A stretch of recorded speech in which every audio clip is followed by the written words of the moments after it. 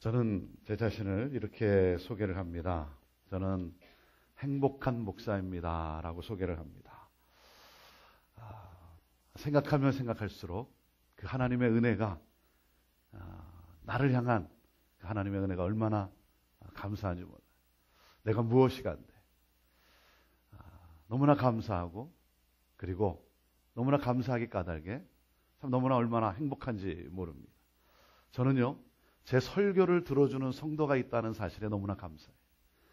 그리고 목사님이 한번 기도해 주시면, 여러분, 목사가 뭘 기도한다고 목사가 무슨 능력이 있겠습니까? 하나님이 하시는 일이죠.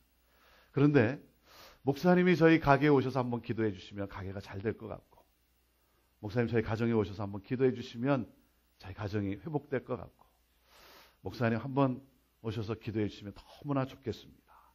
기도를 요청하는 성도가 있기에 얼마나 감사한지 몰라요. 그렇지 않습니까? 제가 한번 위에서 한번 기도하고 싶습니다. 제가 한번 안수하고 기도하고 싶습니다. 그러는데 목사님이 안수한들 뭐가 되겠습니까? 차라리 내가 내 머리에 손 얹고 기도하고 말지. 여러분, 그러면 얼마나 참 비참하겠어요. 참 너무나 감사하고, 그리고 오늘도 이 새벽에 이렇게 여러분들이 정말 새벽을 깨고 이렇게 오셨는데 참 이게 뭐 보통 일이겠습니까? 저희 성도님들을 이렇게 생각하면, 이렇게 예배 나오는 이렇게 성도님들을 보면 참 얼마나 감사한지 몰라요. 한 번은 제가 이렇게 이제 타 지역에 나가 있을 때 이제 시차가 있었는데요. 가만히 이렇게 생각해 보니까 저희 교회 수요 저녁 예배 시간이 되었더라고요. 수요 저녁 예배 시간이 되었는데 그 저녁 예배를 드리러 가는 성도들의 이렇게 모습을 쭉 생각하는데 너무나 감사한 거예요. 여러분, 우리가 아는 대로 우리 이민 1세대의 삶이 대부분 다 노동 아니겠습니까? 새벽부터, 아침부터, 일찍부터 저녁 늦게까지 일하고, 그리고 정말 가게 문 닫자마자 저녁 식사도 제대로 하지 못하고, 그리고 그 예배 드리러 가는 뭐 트래픽도 보통이 아닌데 그 하나님을 사랑하고 교회를 사랑하고 그리고 하나님 앞에 나가 예배 드리는 그 성도들의 모습을 생각하니까 너무나 감사한 거예요. 참 피곤한데 집에 가서 그냥 쉬고 싶을 텐데 나 같으면 안 가겠더라고요. 나 같으면 좀 빠지겠더라고요. 너무 피곤하니까. 그런데도 그래도 하나님을 사랑하고 예배 드리러 가는 성도들의 모습을 생각하니까 너무나 감사한 거예요. 그러면서 그 순간 제 머리에 어떤 질문이 떠올랐냐면, 내가 어떻게 목사가 됐을까? 그 질문이 떠올라요. 내가 어떻게 목사가 됐을까? 그러면서 답이 딱 주어지는데 그 답이 뭔지 아세요? 교회에 안 나갈까 봐. 내가 목사가 됐더라고요. 신앙생활 제대로 안 할까 봐 내가 목사가 됐더라고요. 여러분, 뭐 능력이 있어서, 뭐 탁월해서, 뭐 잘난 것이 있어서 여러분 목사가 됐겠습니까? 하나님이 나를 당신의 사람으로 만들고자 목사라고 하는 직분까지 허락하시면서 나를 만들어 가시는 하나님의 놀라운 은혜더라고요. 하나님의 놀라운 은혜. 그 은혜를 생각하니까 너무나 감사해요. 너무나 감사해요. 여러분, 나는 행복하다. 그것은 굉장히 중요합니다. 굉장히 중요해요. 여러분 한번 생각해 보세요. 내가 나를 어떻게 여기느냐가 행복의 크기가 결정되게 되어 있는 거예요. 저희 형제교회를 이렇게 방문하고 예배를 드리고, 그리고 이렇게 라비에서 이렇게 인사를 하다 보면 이렇게 방문하신 분들이 저한테 뭐라고 인사하냐면, 저를 이렇게 격려하면서 확 이렇게 인사를 해요. 목사님, 이 교회는 생동감이 있네요. 목사님, 성도들의 얼굴빛이 다르네요. 그러면서 어떤 분은 이렇게 인사를 하더라고요. 목사님, 이 교회는 살아있네요. 그러더라고요. 제가 그 순간 죽어있는 교회가 있다는 사실을 알았어요. 목사님, 뭔가 다르네요. 얼굴빛이 다르네요. 생동감이 있네요. 여러분, 왜 그럴까요? 중요한 원리가 하나가 있습니다. 그 원리가 뭔지 아십니까? 담임 목사가 행복하면 다 행복한 거예요. 그렇지 않습니까? 여러분, 가장이 인상 쓰고 집에 들어가면 아이들이 그 얼굴 보고 다 슬금슬금 자기 방으로 피하게 돼 있어요. 왜? 괜히 옆에 있다가 폭탄 터지면 안 되잖아요. 여러분, 제가 목사라서가 아니라 여러분의 목사님을 행복하게 해드리세요. 행복하게. 행복하게 해드린다는 말이 뭐겠습니까? 목사님을 사랑한다는 말이죠. 목사님을 사랑한다는 구체적인 표현이 뭐겠습니까? 목사님을 위해 기도하는 거죠. 하나님, 우리 목사님 강건하게 하시고, 하나님 말씀을 묵상할 때마다 하나님의 그 계시의 정신을 깨달아 알게 하여 주시고, 하나님의 그 말씀을, 하나님이 주신 말씀을 온전히 담대히 선포할 수 있도록 하나님, 그리고 그 선포되어지는 메시지 가운데 하나님의 놀라운 은혜가, 하나님의 그 치유 회복의 능력이 임하게 해달라고 여러분 위해서 기도하는 것이죠. 그것이 바로 구체적인 사랑의 표현 아니겠습니까? 사랑하는 여러분, 내가 어떤 생각을 가지고 있느냐, 그것이 굉장히 중요한 거예요. 여러분, 한 리더가 패배의식에 사로잡혀 있어서 그래서 절망적인 언어와 비관적인 언어를 사용하면 그 공동체는 다 그저 그렇게 되고 마는 것 아니겠습니까? 그러나 건강한 자아상을 가지고 창조의 하나님, 역사를 주관하시는 하나님을 믿고, 그리고 하나님의 능력의 말씀을 의지하고 여러분 선포할 때 거기에 새 역사가 일어나는 것 아니겠습니까? 사랑하는 여러분, 내가 어떤 생각을 가지고 사느냐가 중요한 것이죠. 왜? 어제의 생각이 오늘의 나를 만들었고요, 오늘의 나의 생각이 나의 내일을 만들어가게 되어 있는 거예요. 그렇기 때문에 여러분, 더러운 생각은 버리세요. 더러운 생각. 더러운 생각은 버리세요. 그러니까 이렇게 묻는 분이 있더라고요. 아니 목사님, 생각대로 내 맘대로 못합니까? 여러분, 맘대로 생각하지 마세요. 여러분, 더러운 생각은 버리세요. 여러분, 올바른 생각을 가지세요. 올바른 생각. 교회를 생각할 때도 여러분 어떤 생각을 가져야 됩니까? 우리 교회 좋은 교회다. 우리 교회 좋은 교회다. 자, 그리고 뭐라 했습니까? 지금도 좋지만, 우리 교회 지금도 좋지만 앞으로 5년 뒤, 10년 뒤 이보다 더 좋을 수 있다. 이보다 더 좋을 수 있는 교회. 여러분, 이 꿈과 함께 그 생각을 가지고, 그리고 함께 손잡고 어깨 동무하며 찬양하며 전진하는 것이죠. 여러분, 패배의식에 사로잡혀 있으면 안 됩니다. 패배의식에 사로잡혀 있어가지고 자꾸 비교하고, 그래서 열등의식에 빠지면 안 되는 것이죠. 열등의식에 빠지면 안 돼요. 저 사람은 잘생겼는데 왜 나는 이렇게 못생겼을까? 저 사람은 똑똑한데 왜 나는 이렇게 멍청한가? 저 사람은 롱다리인데 나는 왜 이렇게 숏다리인가? 여러분, 다리가 길어야만 아름답고 멋있습니까? 여러분, 다리의 길이는요, 땅에 닿기만 하면 돼요. 땅에 닿기만 하면. 여러분, 창조의식을 가져야죠. 창조의식. 너는 택한 족속이요 왕같은 제사장이라고 말씀하시는 그 하나님의 그 창조의식을 가져야죠. 하나님의 시각에서 나를 바라봐야죠. 에베소서 2장 10절에 보면 여러분 어떤 말씀이 주어진지 아십니까? 너는 그의 만드신 바라 그랬어요. 포이에마, 하나님의 작품이라고 하는 거예요. 작품. 너는 하나님의 작품이라는 거예요.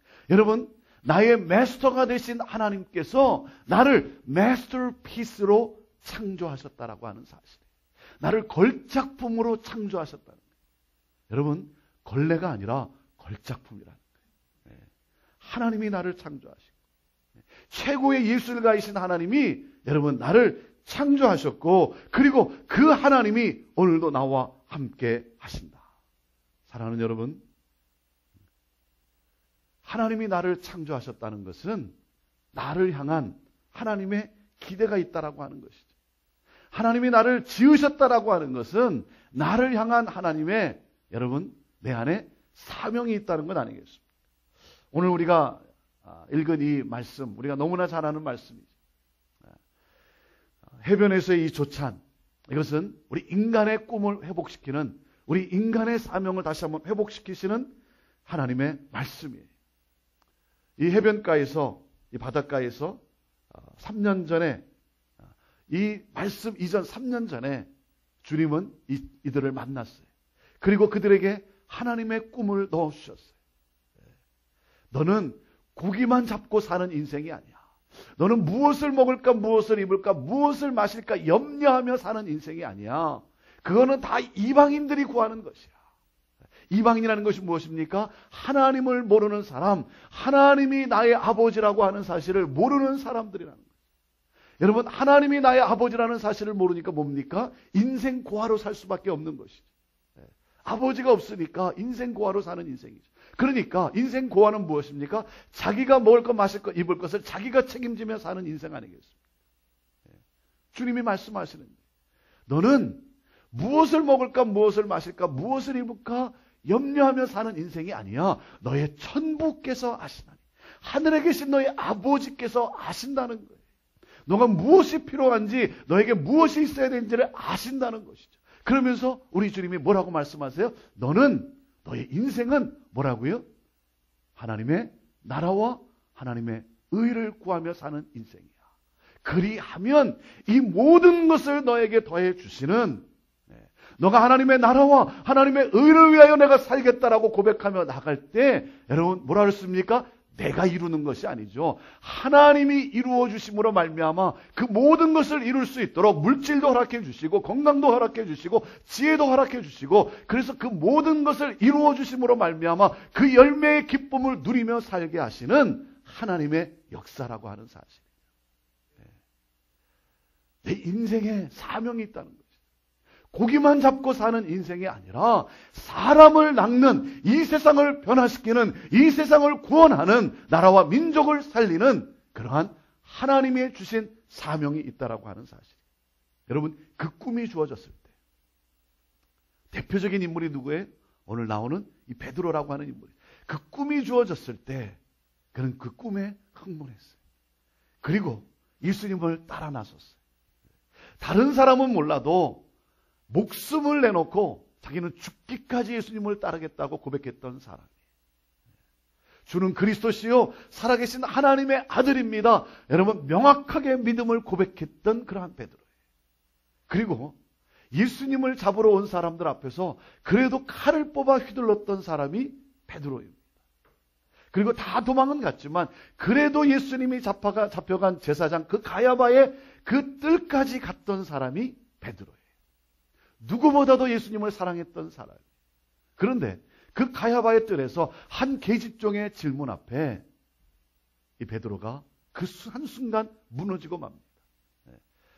그 계집종의 질문 앞에 살아야겠다는 생각과 함께 갑자기 어두운 그림자가, 죽음의 그림자가 덮치는 그 순간 살아야겠다는 그 생각과 함께 자기 입에서 나온 말이 뭐예요? 예수님을 모른다라고, 예수님을 부인하고 그리고 예수님을 저주하는 말이 나온 거예요. 그리고 정말 내가 죽기까지 따르겠다라고 했던 그 베드로가 그 실패 속에 얼마나 낙심 가운데 빠집니까? 여러분, 예수님을 모른다라고 하는 것, 그리고 예수님을 저주하는 것은, 그것은 베드로가 하고 싶었던 말은 아니에요. 베드로가 하고 싶었던 말은 무엇이었겠습니까? 나는 누구보다도 예수님을 사랑하고 나는 예수님의 제자입니다. 나는 예수님의 제자입니다. 나는 예수님을 사랑합니다 라고 말하고 싶었던 것이 베드로의 심정이었어요. 그런데 갑자기 죽음의 그림자 앞에서 자기가 원하지 않은 말을 살겠다라고 하는 그 생각과 함께 내뱉고 만 것이죠. 누구보다도 사랑했던 베드로. 여러분, 그 실패가 그의 삶을 짓누르고 있는 거예요. 그의 삶을 무기력하게 만들고 있는 것이죠. 여러분, 살다 보면 참 내가 하고 싶지 않은 말이었는데, 내가 정말 그렇게 생각한 말은 아니었는데, 그런데 힘들다 보니까, 어렵다 보니까 그냥 자기 입에서 그냥 툭 터지며 나오는 그럴 때가 있는 건 아니겠습니까? 정말 자식을 잘 키워보고 싶었어요. 그래서 미국도 왔고, 그리고 여기서 정말 내 자녀를 잘 키우기 위해서 내가 원하지 않은 일이지만 그 일까지 해가면서 말이죠. 열심히. 그런데 자녀가 성장하면서 어느 순간 사춘기에 접어들면서 반항하기 시작하고, 그러니까 너무 속상하고 삐딱하게 나가기 시작하고, 그러니까 너무 속상하니까 그냥 화가 나서 그냥 뚜껑이 열려가지고 너 나가. 여러분, 나가란 말이 아니죠. 그렇죠? 그냥 화가 나서 그런 거예요. 그럴 때 너 나가 그랬다고 말이죠. 나가라 그랬다고 뛰쳐나가고. 그래서 부모와 자식 간의 사이가 엉망이 되고 말이죠. 정말 결혼해서 행복하게 잘 살고 싶었어요. 정말 행복하게 잘 살고 싶었어요. 그런데 생각지도 않는 사건이 부부 사이에 끼어들면서 부부의 관계가 엉망이 되고 말이죠. 내가 원하지 않는 사건이, 내가 원하지 않는 일이 내 삶에 개입이 되면서 삶을 망가뜨리고 무기력하게 하고, 그리고 나를 낙심시키게 하는 거예요. 여러분, 이것이 바로 베드로의 현 주소였습니다. 자, 그러한 베드로, 실패 속에 무기력하게 놓여 있는 그 베드로를 여러분, 우리 주님께서 또다시 만나 주십니다. 우리 인간의 표현으로 또다시 만나 주셨다라고 말하지만 사실 한 번도 주님은 우리를 떠난 적이 없는 것이죠. 한 번도 떠난 적이 없죠. 여러분, 기적 중에 기적이 뭔지 아십니까? 기적 중에 기적은요, 하나님은 오늘도 나를 포기하지 않으셨다라고 하는 사실. 오늘도 나를 포기하지 않으셨어요. 나를 또 찾아오시고 나를 추적하셔서 나를 만나주시고 그리고 내 인생을 회복시켜 주시는 그 주님. 네. 여러분, 인간이 어떻게 하나님을 만날 수 있겠습니까? 피조물인 인간이 어떻게 창조주 하나님을 찾아 만날 수 있겠습니까? 여러분, 하나님이 나를 만나주지 아니하시면 인간은 결코 하나님을 만날 수 있는 존재가 못 되는 거예요. 그래서 구원은 하나님의 전적인 은혜라고 말하는 것입니다. 여러분, 사명을 잃어버리고 그리고 무기력한 가운데 꿈은 있었지만 그러나 그 실패 속에서 무기력하게 낙심 가운데 놓여져 있는 이 베드로, 그 베드로를 회복하시는 그 주님의 그 능력이 무엇인 줄 아십니까? 그것은 바로 주님의 사랑이라고 하는 사실. 사랑의 능력이라는 거예요. 우리의 인생에 주어진 꿈, 그 사명을 회복하는 그 능력은 바로 주님의 사랑이라고 하는 사실이에요. 제가 어제도 말씀드렸지만 저는 제 마음속에 제 하나님이 주신 열정 가운데 기성교회도 변해서 부흥할 수 있다라고 하는 모델을 창출하는 것이에요. 그리고 시애틀 형제교회를 부임하게 되었어요. 제가 이민 와서 4년 동안 학생으로 다녔던 그러한 교회예요. 제가 형제교회를 부임한다고 하니까 저를 사랑하는 사람들이, 저를 아끼는 사람들이 참 많이 말렸어요. 왜 기성교회로 들어가려고 하는? 차라리 당신이 가지고 있는 목회 철학을 가지고 개척하는 게 훨씬 낫지. 뭔 기성교회에 들어가서 기성교회가 변해서 부흥하고 있다라고 하는 모델이 도대체 어디에 있냐는 거예요. 몇 개나 있냐는 거예요. 그러면서 말린 분들이 있었어요. 또 그런가 하면 4년 동안 제가 이민 와서 학생으로 다녔으니까 제가 학생으로 다니면서 그 우리 장로님들이 다 저희 아버님 친구분들 다 같은 연배시거든요. 근데 제가 학생 때도 이렇게 집에 있으면 전화 이렇게 오면 제가 전화를 받으면 준아 아버지 계시냐 그렇게 묻는 분들이었어요. 왜 거길 가려고 하냐. 그러면서 어떤 분들이 이렇게 얘기하더라고요. 선지자가 고향에서 대접을 받지 못했는데 거기 가서 무슨 대접을 받겠냐고. 그렇게 얘기하면서 이렇게 말씀들을 하는데 그리고 뭐 해피는 왜 시애틀로 가려고 그러냐. 다 들어보면요. 일리가 있어요. 일리가 있어요. 일리가 있는데 제 머릿속에 떠오르는 생각이 뭔지 아십니까? 일리는 있지만 진리는 아닐 수도 있겠다. 하나님이 나를 그곳에 부르면 내가 그곳에 가야지. 여러분 누가 행복한 사람입니까? 하나님이 부르신 곳에 있는 사람이 행복한 사람. 하나님이 부르신 곳에 있는 사람. 그래서 어떤 사람은 이삿짐 정리하고 그리고 여러분 그 오지로 들어가지 않습니다. 인간의 눈으로 보면요 이해가 안 되는 거예요. 인간의 눈으로 보면 불쌍한 거예요. 인간의 눈으로 보면 때로는 좀 한심한 거예요.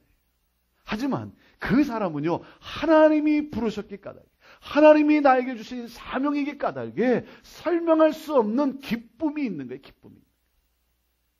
저는 우리 김기동 목사님이 교회를 개척한다 그래서 왜 저러시나 왜 저러시나 인간적으로 보면 그냥 다니시면서 교회마다 전도의 열정을 좀 계속 일깨우시고 그러시지 왜 이렇게 묶여 있으시면서 그러실까? 그리고 개척이라는 게 여러분 이게 뭐 보통 어려운 일 아닙니까? 그런데도 왜 개척을 하셨겠어요? 하나님이 주신 사명이기 때문에. 정말 한 영혼을 소중히 여기며 주님이 그토록 원하시는 바로 그 교회, 주님이 꿈꾸시는 그 교회를 세우라고 하시는 하나님의 그 꿈, 사명이 주어졌으니까 하는 것 아니겠습니까? 그래서 하나님이 나를 이곳에 부르셨다면 내가 여기 있어야지. 내가 여길 가야지. 사람을 두려워하고 사람을 의식하는 목회가 아니라 하나님을 두려워하고 하나님을 의식하는 그러한 목회를 해야지. 그리고 형제교회를 부임을 했는데 말씀드렸다시피 제 또래도 없고 저보다 젊은 사람도 없는 그곳에서 정말 기성교회가 변할 수 있을까? 때론 마음이 정말 공허해지는 거예요. 우리 백합 회원들이 40-50명 이렇게 앞에 앉아 있는데요. 이렇게 예배를 드릴 때마다 정말 백합꽃이 활짝 폈어요. 60이 넘으신 우리 장로님들 13분 이렇게 평균 연령 60이 넘으신 장로님들 13분 계시고 내 또래도 없고 나보다 젊은 사람도 없고. 정말 교회가 변할 수 있을까? 그런데요, 한 4주쯤 되는 주일이었는데 제가 수요 예배 때도 그렇고 주일 예배 때도 그렇고 예배를 드리고 마지막에 축도를 합니다. 축도를 하고 나면 예배 장소가 2층에 있었거든요. 그래서 제가 뒷문을 통해서, 옆에 있는 뒷문을 통해서 이제 아래층으로 내려가고, 그래서 문 앞에 서가지고 이제 내려오시는 성도님들 악수하고 인사하며 교제를 합니다. 그날도, 그 주일날도 똑같이 제가 축도하고, 그리고 먼저 뒷문으로 해서 이렇게 내려가서 문 앞에, 정문 앞에 가서 이렇게 서 있었어요. 그러면 우리 백합 회원들이 이렇게 먼저 내려오십니다. 내려오세요. 그럼 제가 이제 이렇게 악수하고, 이렇게 인사를 나누는 거죠. 수요일도 그렇게 했고, 주일도 그렇게 하고. 그런데요, 그날은 제가 이렇게 딱 서 있고, 그리고 이제 악수하려고 딱 서 있고, 그리고 백합 회원 이렇게 내려오시는데, 이렇게 권사님들이 이렇게 내려오시는데, 이렇게 악수하려고 딱 한 걸음 내딛는데, 갑자기 너무 사랑스러워. 갑자기 너무 사랑스러워. 그래서 그냥 이렇게 부둥켜 안고, 권사님 사랑합니다. 집사님 강건하세요. 축복합니다. 사랑합니다. 네. 그러는 가운데 내 머리를 강타한 게 뭔지 아세요?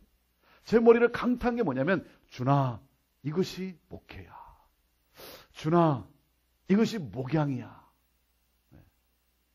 그 현장 속에서 목회가 무엇인지, 목양이 무엇인지 나를 다시 한번 일깨워 주시는 그 하나님의 그 타치를 제가 내 심령 속에 느끼게 되었어요. 제가 왜 사랑에 대한 메시지를 안 나눠봤겠습니까? 근데 그 현장 속에서 다시 한번 저를 일깨워 줍니다. 기성교회도 변해서 부흥할 수 있다라고 하는 모델을 창출하는 것, 이 열정을 가지고 왔는데, 그 가운데서 제가 느낀 게 뭐냐면요, 변화라고 하는 것은 loving process라는 게 loving process. 변화라고 하는 것은 사랑의 관계에서, 사랑의 힘에 의해서 변화가 일어나는 것이지, 여러분, 목적이 우리를 변화시키는 것이 아니라, 목적이 우리를 이끌어가고 변화시키는 것이 아니라, 사랑의 힘이, 사랑의 관계가 목적을 향하여 나아가게 하더라고요. 네. 그래서 변화는 loving process라는 걸, loving process. 너무나 사랑스러운 거예요. 사랑하고 사랑받고, 사랑을 주고 사랑을 받고. 우리 백합 회원들이요, 제가 그 순간부터 제가 느끼는 감정이 뭐였냐면요, 마치 이 정거장에 오랫동안 정차되어 있던 이 녹슬어가는 기차가 마치 떠나는 느낌이었어요. 떠나는 느낌. 그 묶여있던 기차가 서로 만나서 같이 예배도 드리고 뭐 악수도 하고 교제도 하고 밥도 먹고 그러는데, 그런데도 뭔가 무기력한, 그럼에도 불구하고 뭔가 어색한, 아직도 해결되지 않는 그러한 눈에 보이지 않는 그 벽 때문에 서로 악수도 하지만 서로 마음에 가지고 있는 그 어떤 상처와 상대방을 향한 그 섭섭함, 미움, 아직도 해결되지 않은 것 때문에 정거장에 묶여있는, 녹슬어가고 있는 기차가 그 순간 기차가 떠난 느낌, 출발한 느낌.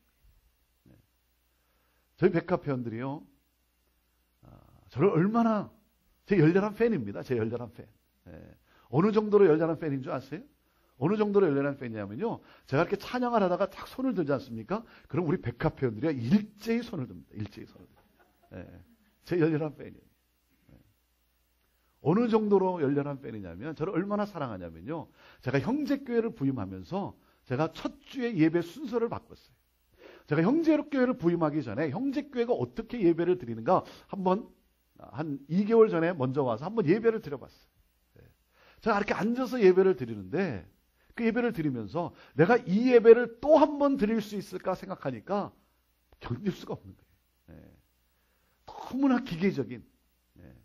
제가 2000년 1월에 부임을 했는데, 그때도 이렇게 땡 치면서 예배를 드리더라고요. 뭐 이렇게 찬송가를 이렇게 몇 곡 부르다가 갑자기 땡 치면서 시간이 됐으므로 이제 예배를 시작합니다. 저는 그 땡치기 예배라고 그러거든요. 땡치기 예배. 너무 어색한 거예요. 너무 어색. 아니, 찬양을 드렸으면 찬양과 함께 하나님의 은혜의 보좌 앞에 예배가 드려진 것이지, 뭐 갑자기 뭐 준비 찬송, 아니 무슨 뭐 워밍업 할 일이 뭐가 있겠습니까? 너무 어색하고, 그리고 이 순서 지키는 거에 너무 익숙해 돼 있고 말이죠. 그러니까 순서 지킨 것을 가지고 예배를 드린 것으로 착각하는 그 성도들의 모습을 생각하니까 너무나 안타까웠어요.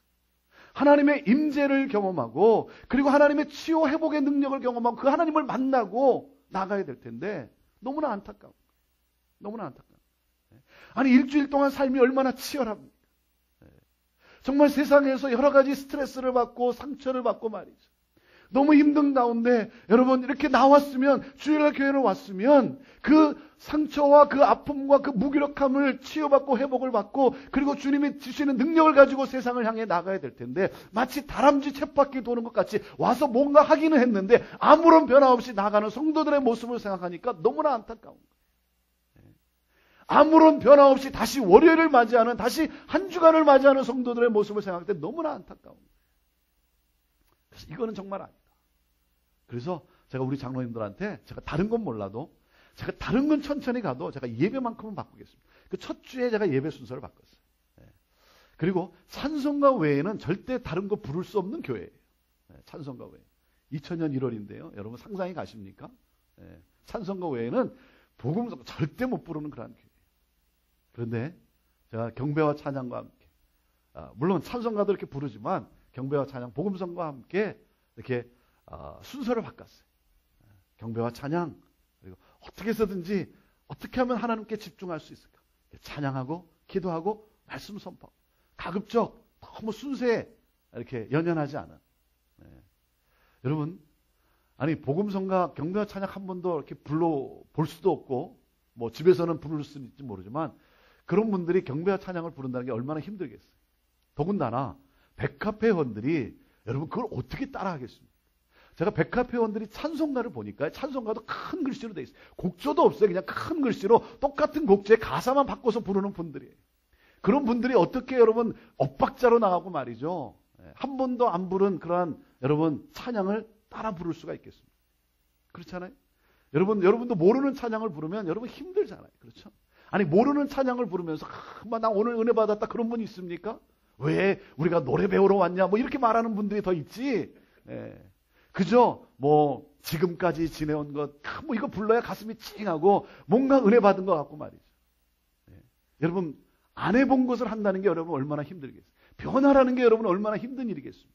그런데도 이것이 살 길이라고 하니까 이것이 우리가 가야 할 길이라고 하니까 이렇게 함으로써 나간 자식들이 다시 돌아오고 그리고 나갔던 손주들 자식과 함께 손주들이 다시 돌아와서 3세대가 어우러진 예배를 하나님 앞에 함께 드릴 수 있다고 하니까 이것이 우리 교회가 회복되어지고 살 길이라고 하니까 우리 백합회원들이요 그냥 그 가사 읽으면서 따라가는 거예요. 읽으면서 사랑하니까 목사를 사랑하니까 그것이 우리가 살 길이라고 말하니까 그 목사를 신뢰하고 그냥 제가 손을 들면 손을 들고 따라서 찬양하고요.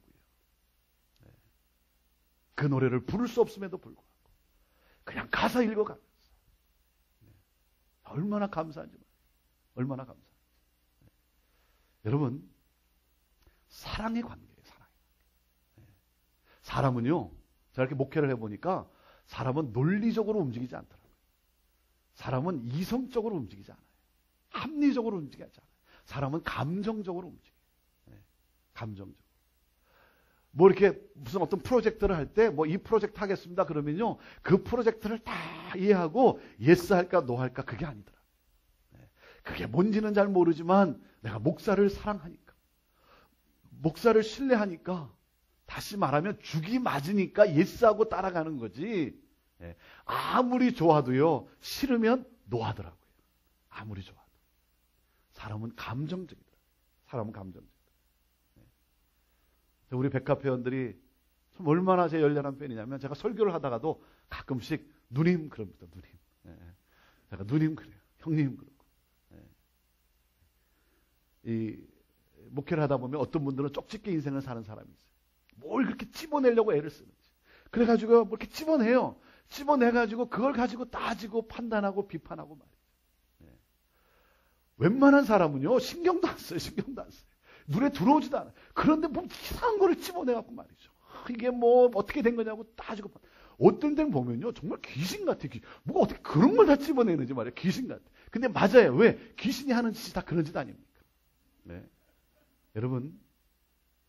여러분이 교회를 함께 하나님의 교회를 함께 이루어가면서 여러분이 지금 1년을 이제 넘어서고 있는데 사랑하는 여러분 따지고 판단하고 비판한다고 해서 여러분 새 역사가 일어나냐 이게. 여러분 따져서 야단쳐서 여러분 부흥이 일어나냐 이거예요.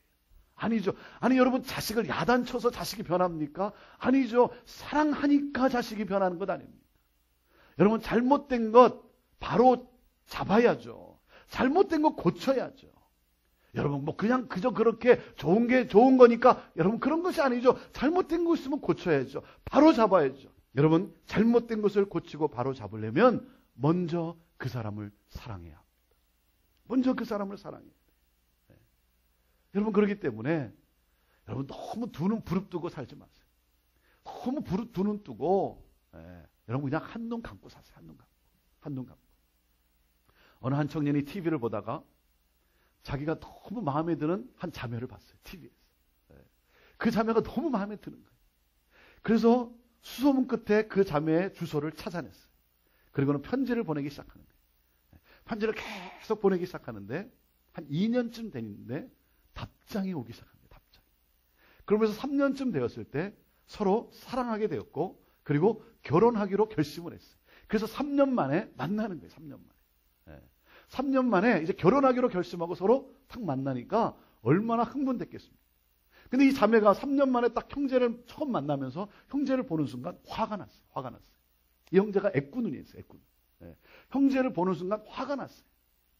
애꾸눈이기 때문에 화가 난 것이 아니라 아니 어떻게 애꾸눈인데 한 번도 나에게 얘기하지 않았냐 이게. 날 속인 거 아니냐 이게. 그래서 화가 난 거예요. 아니 그래 3년 동안 어떻게 나한테 애꾸눈이라고 한 번도 말하지 않았냐. 그건 날 속인 거 아니냐. 그러니까 형제가 아니 내가 언제 당신을 속였냐. 난 속인 적 없다. 아니 그래 어떻게 3년 동안 한 번도 그 얘기를 하지 않았냐. 그건 결국 나를 속인 거 아니냐. 그 형제가 뭐라는 줄 아세요? 아니 내가 처음 편지 쓸 때 뭐라 그랬냐. 한눈에 반했다라고 내가 쓰지 않았냐 말이죠. 여러분 한눈 감고 사세요. 한눈 감고 사세요. 금을 캐는 사람은요. 그 수많은 흙더미 속에서 흙더미를 보지 않습니다. 그 금맥을 봅니다. 금맥. 여러분 사람이 왜 단점이 없겠습니까? 사람이 왜 연약한 부분이 없겠어요? 왜 약점이 없겠습니까? 여러분 그리스도인은 누굽니까? 그리스도인은 그 사람의 단점을 캐내서 따지고 판단하고 이야기하는 사람이 아니라 그 사람 안에 있는 장점, 하나님이 심겨놓은 그 장점을 보고 그 장점을 캐내어 그리고 그 사람을 세워주고 격려해주는 사람, 여러분 그 사람이 그리스도인 아니겠습니까? 예수님이 베드로에게 질문을 하세요. 요한의 아들 시몬아.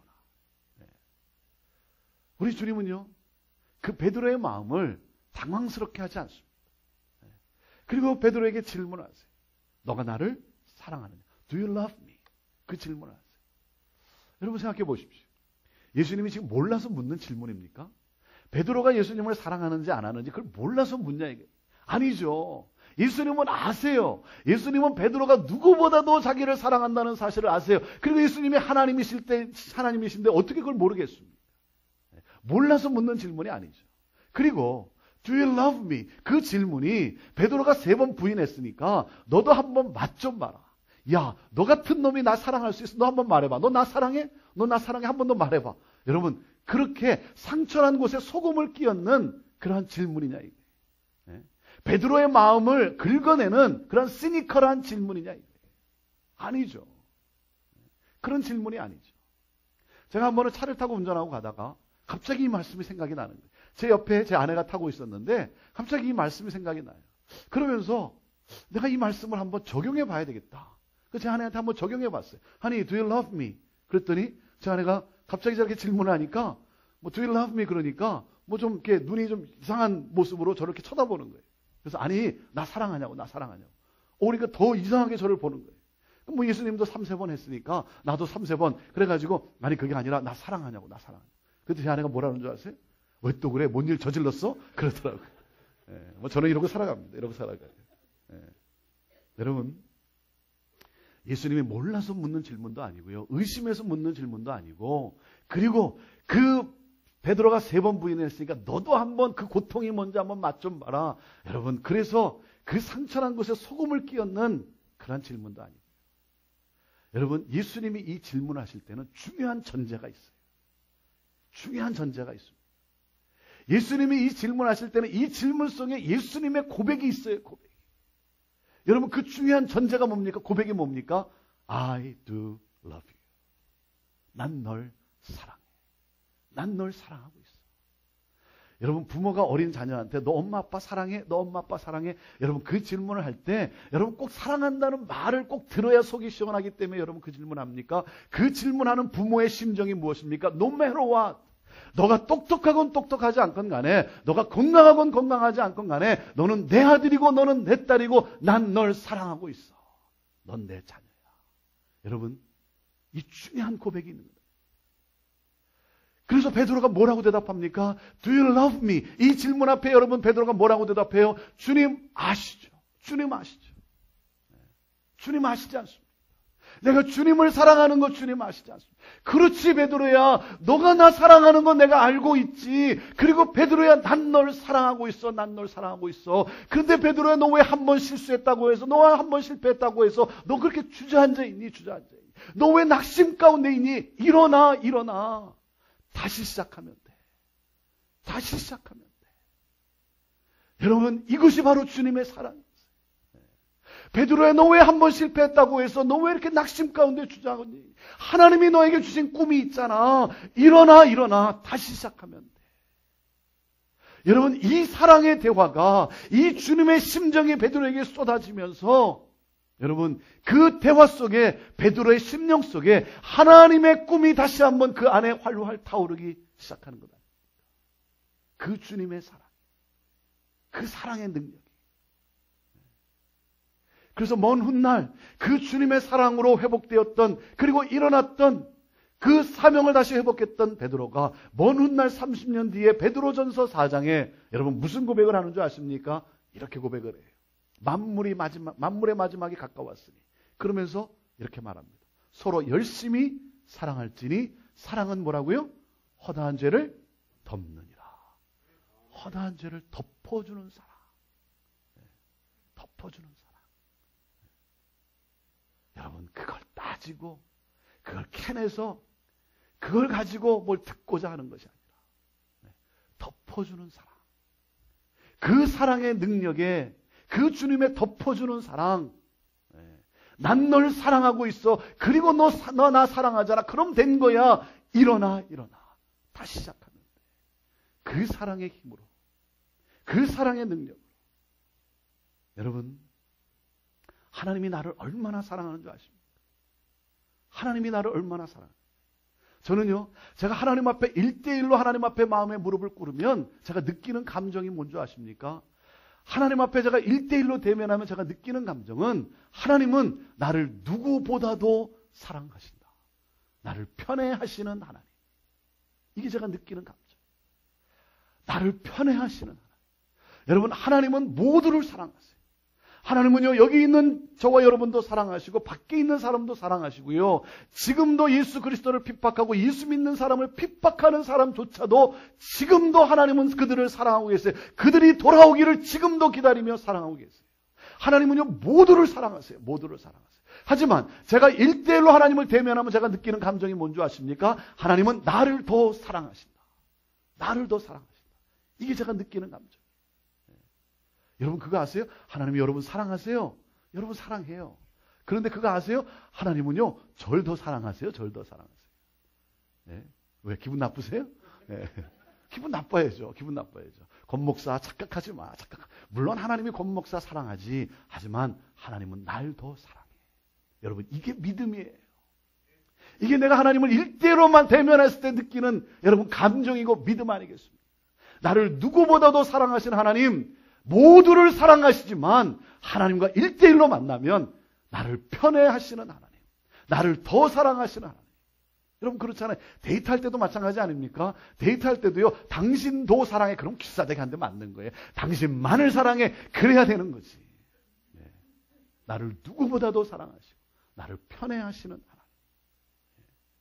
여러분 그 하나님의 그 사랑, 생각하면 생각할수록 내가 무엇이 간데 나를 이렇게 사랑하시는지, 오늘도 나를 포기하지 아니하시고 절대로 나를 포기하지 아니하시고 온 인류가 하나님의 창조의 사람들이 천국이 아니라 영원한 생명의 천국이 아니라 그 지옥으로 갈 것을 여러분 견디지 못하고 이 세상에 오시고 그리고 그 죄악 속에 빠질 수밖에 없는 우리들 여러분 그것을 그냥 볼 수가 없어서 그 죄를 담당하시고 십자가에 달리신 주님이 십자가에 달리셔서 그렇게 사람을 사랑함에도 불구하고 그 사람들로부터 질시와 멸시와 조롱을 받고 침뱉음을 받으면서도 그 가운데서도요 우리 주님은 포기하지 아니하시고 그 마지막 순간에서도 우리 주님의 외침의 소리가 뭔지 아십니까? 아버지여 저들을 용서하여 주옵소서. 저들이 알지 못하고 인간의 무지까지도 용서해달라고 그 무지함도 용서해달라고 외치시는 그 주님. 여러분 목사로서 설교자로서 가장 안타까운 게 뭔지 아십니까? 가장 안타까운 것은요 인간의 언어로 그리고 내가 이 하나님의 사랑을 온전히 다 설교할 수 없다는 온전히 다 설명할 수 없다는 사실이 너무나 안타까워요. 인간의 언어로 어떻게 하나님의 그 온전한 사랑을 다 이야기할 수 있겠습니까? 너무나 안타까워요. 하지만 분명한 사실이 뭔지 아십니까? 사랑하는 여러분, 하나님은 여러분을 사랑하십니다. 하나님은 여러분을 사랑하세요. 누구보다도 나를 사랑하시나. 저는 오늘 여러분 모두가 정말 그 주님의 놀라운 사랑, 그 사랑의 절정인 그 클라이막스인 그 십자가의 사랑으로 저는 여러분 모두가 충만할 수 있게 되기를 주님의 이름으로 축원합니다. 여러분 우리 인간이 사랑할 수 있습니다. 우리는 사랑할 수 있어요. 그래서 열심히 사랑을 합니다. 하지만 인간의 사랑은요 한계에 다다를 수밖에 없는 거예요. 인간의 사랑이 한계에 다다를 때 내가 정말 이 한계를 뛰어넘어야 되는가? 내가 여기서 참고 또 받아줘야 되는가? 아니 밥상을 차려놓고 그래도 내가 참고 견디면서 그래도 내가 따뜻한 밥을 지어서 밥상을 지어놓고 기다리고 있는데 안 들어오는 거 안 들어오는 다시 열이 나면서 말이죠. 다시 뚜껑이 열면서 내가 이거 찹버려 어떻게? 그 순간 여러분 인간의 한계를 뛰어넘게 하는 것이 무엇입니까? 그것이 바로 그때 필요한 것이 뭐예요? 바로 십자가의 사랑 아닙니까? 그 한계를 뛰어넘는 그 사랑. 한계를 뛰어넘어 나를 사랑하시는 그 주님의 놀라운 사랑. 사랑하는 여러분, 하루를 시작할 때, 하루를 마감할 때, 그런가 하면 순간순간 내 마음이 낙심되고 그리고 누군가 나를 조롱하고 누군가 나를 비웃고 나를 깔보고 그런 순간에 여러분 창조의 하나님, 역사를 주관하시는 하나님, 그 하나님이 나의 아버지가 되시고 그 하나님이 오늘도 나를 사랑하신다라고 하는 이 놀라운 사실. 여러분 그 사랑을 묵상할 때 우리는 일어날 수 있어요. 여러분 힘들고 어려운 상황 속에 왜 일들이 이렇게 전개되는지 내가 이해할 수 없는 그 상황 속에서도 하나님은 나를 사랑하신다라고 하는 여러분 이 사랑이 내가 느껴질 때 사랑하는 여러분 우리는 일어날 수 있어요. 너 왜 그렇게 낙심 가운데 있니? 너 왜 이렇게 무기력한 가운데 있니? 너 나 사랑하잖아. 그리고 난 널 사랑하고 있어. 괜찮아. 일어나. 다시 시작하면 돼. 다시 시작하면 돼. 하나님이 너에게 준 그 꿈을 향해 나아가야지. 내 양을 먹여야지. 사랑하는 여러분, 이 하나님의 음성을 들을 수 있게 되기를 바라고 그 음성으로 일어나 하나님이 주신 사명을 향하여 오늘도 여러분의 삶의 그 현장에서 나아갈 수 있게 되기를 바랍니다. 여러분 예수 믿는다는 것이 무엇입니까? 예수 믿는다는 것은 예수님을 닮아간다는 것 아니겠습니까? 여러분 예수님의 어떤 모습을 닮아가고 싶습니까? 여러분 예수님의 어떤 모습을 닮아가고 싶습니까? 목사로서 예수님의 어떤 모습을 닮고 싶냐면요, 예수님의 능력을 닮고 싶어요. 물을 포도주로 변화시켰던 예수님의 능력이 좀 내게 있으면 좋겠고요. 물 위로 걸어가신 예수님의 능력이 좀 막 내게서 나타나면 너무나 좋겠고요. 오병이어의 기적을 일으킨 예수님의 능력이 막 내게서 나타나면 너무나 좋겠고 말이죠. 그리고 병든 자에게 안수할 때마다 그 치유의 역사가 일어난 예수님의 그 치유의 능력이 내게 있으면 너무나 좋겠다. 어쩌다 한 번씩 가끔씩요, 우리 성도님으로부터 전화가 와요. 목사님 바쁜 거 알기 때문에, 목사님 너무나 여러 가지 일들이 있기 때문에 내가 목사님 바들하지 않으려고, 내가 전화하지 않으려고 했는데 목사님 너무 힘들어서, 너무 고통스러워서 할 수 없어서, 목사님 지금 병원에 입원해 있는데 너무 고통스러워서, 목사님 바쁘고 여러 가지 일들이 있기 때문에 내가 전화 안 하려고 했는데 너무 고통스러워서 목사님 전화하시면, 목사님 한번 오셔서 기도해 주시면 내 병이 날 것 같은데. 그 전화를 받고 병원을 갑니다. 병문을 열고 들어설 때요, 그 고통하면서 그 고통스러운 모습으로 기침하는 성도의 모습을 볼 때 얼마나 안타깝습니까? 하나님 아버지의 이름을 부르고 안수하면서 말이죠. 하나님, 주께서 친히 안수하시고 하나님 이 고통에서 건져내 주시고 하나님 낫게 해달라고 간절히 기도하고요. 예수님의 이름으로 기도합니다. 아멘. 그럼 우리 성도님들 뭐라 그러는지 아십니까? 목사님 다 난 것 같아요. 목사님 다 난 것 같아요. 목사님 이제 주일날 교회 갈 수 있을 것 같아요. 그리고 몇 대화를 나누고요. 그리고 병원문을 나설 때요, 그 기침하는 고통 소리를 들으면요, 마음이 너무나 무너지는 거예요. 그래도 기도했는데, 하나님, 그래도 기도했는데, 하나님 낫게 해주셔야지. 하나님 낫게 해주셔야지. 내가 기도할 때마다 우리 성도들이 나음을 얻으면 얼마나 좋을까. 때로 그러지 못한 모습을 볼 때 너무 낙심이 되는 거예요. 너무 힘들어지는 거예요. 죽은 나사로를 살리신 예수님의 능력이 내게서 막 나타나고 그러면 얼마나 좋을까. 예수님의 능력을 담고 싶어요. 하지만 제가 정말 담고 싶은 게 뭔지 아십니까? 제가 정말 담고 싶은 것은요, 간음의 현장에서 붙잡혀온 여인을 정죄하지 아니하시고 그 여인의 인생을 재기시켰던 그 예수님의 사랑을 담고 싶어요. 그 사랑을 담고 싶어요. 다 도망갈 제자들이지만, 다 등지고 떠날 제자들이지만, 그럼에도 불구하고 그 제자들의 발을 붙잡고, 지금은 도망가고 지금은 떠날 제자들이지만, 그러나 먼 훗날 복음 들고 산을 넘을 그 제자들의 그 발을 바라보면서 그 제자들의 발을 씻겨주신 그 예수님의 그 사랑을 담고 싶은 거예요. 그 사랑을 담고 싶어요. 그 사랑을 좀 흉내라도 내면 너무나 좋겠어요. 사랑하는 여러분, 우리가 예수 그리스도를 믿는다는 것이 무엇이겠습니까? 예수님을 닮아간다는 건 아니겠습니까? 여러분, 무엇을 담고 싶습니까? 특별히 이 사순절 기간에 여러분 무엇을 담고 싶으세요? 여러분, 부활절을 맞이하면서 우리가 무엇을 담고 싶기를 원하십니까? 나를 누구보다도 사랑하시는, 나를 포기하지 아니하시는 그 주님의 사랑 아니겠습니까? 정말 소중한 교회로서 한 영혼을 소중히 여기는 그 주님의 사랑. 제가 한 번은요, 새벽 기도를 드리다가 정말 하나님 앞에 회개하면서 제가 눈물을 흘리며 기도한 적이 있었어요. 왜냐하면 형제교회를 부임하면서 하나님 새로 한 영혼을 보내주시면 그러면 그 한 영혼 한 영혼 내가 최선을 다해서 내가 목양하겠습니다. 그렇게 제가 고백하고 헌신하고 그리고 목회를 시작을 했어요. 한 달에 한 가정이 올까 말까 하던 교회가 매주 막 몇 가정씩 오기 시작하는 거예요. 막 몇 가정씩 오기 시작하니까 그러니까 나도 모르는 사이에 무슨 생각을 하기 시작했냐면요. 좋은 사람만 오면 좋겠다. 그런 생각이 드는 거예요. 뭐 한 영혼만 보내주셔도 그런데 나도 모르는 사이에 좋은 사람만 오면 좋겠다. 왜냐하면 힘든 사람이 오니까 너무 힘든 거예요. 너무 힘든 거예요. 한 2시간 앉아서 얘기 들어줬는데 또 만나면 또 그 얘기하고 말이죠. 막 에너지를 빼앗아 가는데 너무 힘든 거예요. 그러니까 나도 모르는 사이에 좋은 사람만 오면 좋겠다. 내가 말 안 해도 잘 나오고 그리고 성경 공부 출석 잘하고 헌금 생활 잘하고 믿음 생활 잘하는 그런 좋은 사람만 오면 좋겠다. 나도 모르는. 근데 어느 날 그 새벽 기도를 이렇게 딱 하는데요. 갑자기 필름같이 한 장면이 제 머릿속에 딱 스쳐가는데 그게 뭐냐면 예수님께서 정말 힘들게 어려운 사람 한 사람 찾아내가지고 그 사람을 손잡고 와가지고 제 손에 이렇게 바톤 타치하면서 제 손에 얹어주면서 준아, 내가 이 사람 너한테 부탁한다. 내가 맡길 곳이 없구나. 내가 이 사람 맡길 곳이 없구나. 너라면 이 사람 감싸주고 이 사람 보살펴주고 회복시켜주고 내가 너에게 부탁한다. 이 장면이 이렇게 새벽 기도를 하고 있는데 갑자기 제 머릿속에 지나가면서 말이죠.